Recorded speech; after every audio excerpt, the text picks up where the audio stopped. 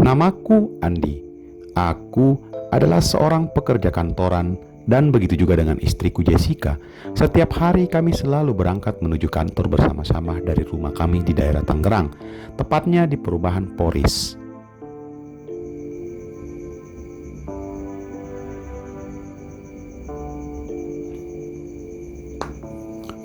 Istriku ini bekerja di daerah Grogol, sedangkan aku bekerja di daerah Dan Mogot. Sehingga setiap hari aku selalu harus mengantar istriku terlebih dahulu, baru aku kembali ke daerah Daan Mogot menuju kantorku.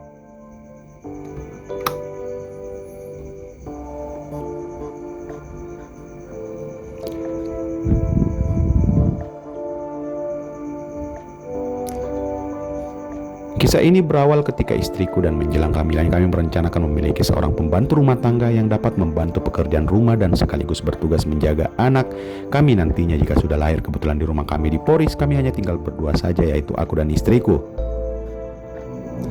Jika kelak kami berdua bekerja, siapa yang akan menjaga anak kami? Atas dasar pertimbangan itulah akhirnya kami memutuskan untuk mengambil seorang pembantu.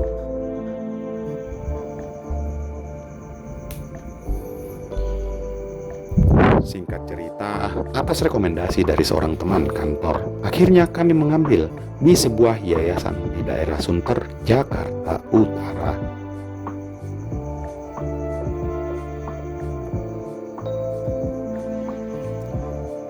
Malam harinya setelah kami pulang kerja, aku dan istriku mengendarai mobil menuju daerah Sunter.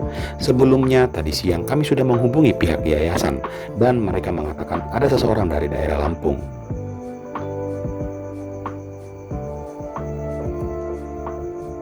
Setibanya di kantor yayasan tersebut, kami dipertemukan dengan seorang gadis yang berumur kira-kira 17 tahun. Gadis itu kelihatan lugu dan hitam manis. Dialah yang akan menjadi pembantu di rumah kami nantinya.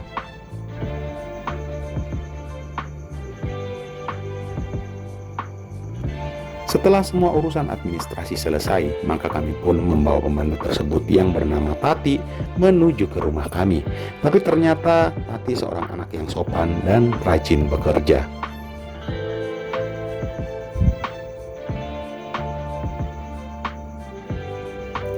Terus terang, kesan pertamaku ketika bertemu dia di yayasan penyalur tenaga kerja sebelumnya itu kurang begitu menyukainya. Di dalam pandanganku, mataku, dia kelihatan kurus dan dekil.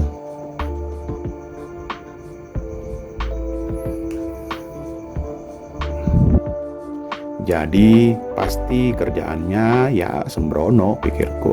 Tetapi karena kami sangat membutuhkan seorang pembantu dan pada saat itu usia kandungan istriku telah menginjak usia 8 bulan, maka terpaksa aku menerimanya saja.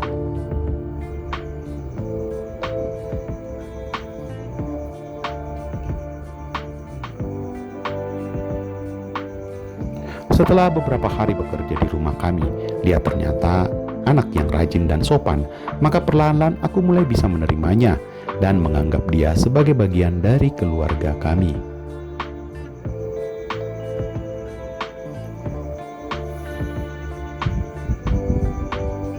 Apalagi setelah putraka pertama aku lahir dan dia begitu telaten mengurus merawat putra kami dengan penuh kasih sayang yang tidak dibuat-buat.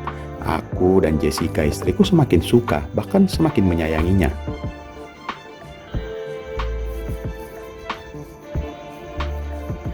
Singkat cerita, setelah masa cuti melahirkan selesai dan istriku harus kembali bekerja di kantor dan kami percayakan perawatan anak kami kepada Tati dari penuturan para tetangga, baik tetangga depan rumah maupun tetangga kanan kiri rumah kami.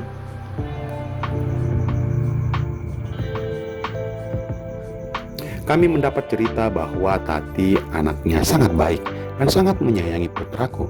Mereka sering melihat bagaimana Tati membujuk dan menimang anakku dengan penuh kesabaran ketika anakku sedang rewel dan menangis tatkala kami berdua sedang berada di kantor. Hal itu tentu saja membuat aku dan Jessica istriku gembira sekali dan semakin sayang kepada Tati pembantu kami tersebut. Dan hal itu membuat aku dan istri sepakat menaikkan gaji dia setiap 6 bulan sekali.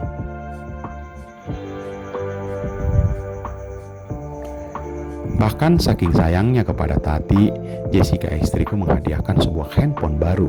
Alasan istriku supaya Tati bisa berkomunikasi dengan keluarganya di kampung. Dan tentu saja tujuan satunya bisa betah bekerja di rumah kami.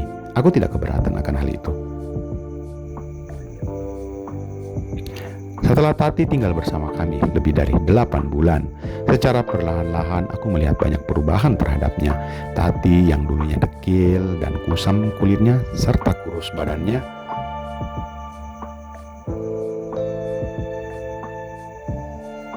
sekarang mulai kelihatan terawat. Sehingga aku baru menyadari bahwa sebenarnya Tati pembantuku itu tersebut cukup manis. Tapi saat itu di dalam pikiranku hanya terbersit sebuah rasa kagum dan senang saja, dan tidak ada rasa lain sama sekali.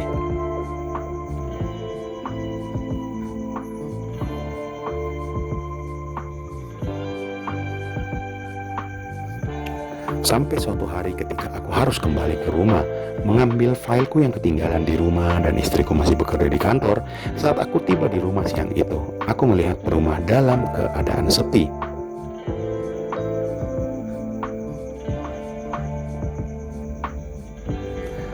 Aku memanggil-manggil nama Tati pembantuku, tetapi tak ada jawaban darinya.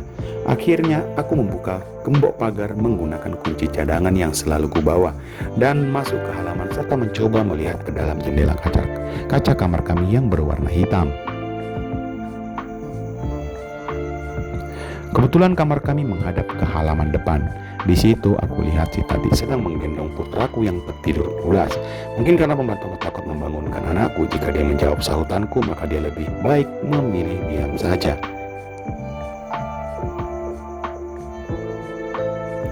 Untuk hal itu aku bisa memakluminya dan semakin kagum padanya.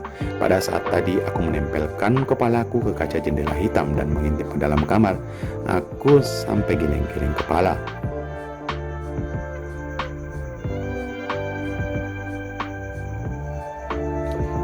Aku melihat Tati begitu benar-benar menyayangi anakku. Mungkin juga karena cuaca panas dan di rumah tidak ada seseorang, maka dia seperti itu. Tapi aku kagum. Apalagi ketika dia keluar dari kamar dan membukakan pintu untukku sambil menggendong anakku yang tertidur pulas. Aku jadi salah tingkah dan tidak berani menatapnya berlama-lama, padahal sebenarnya aku ingin melihatnya.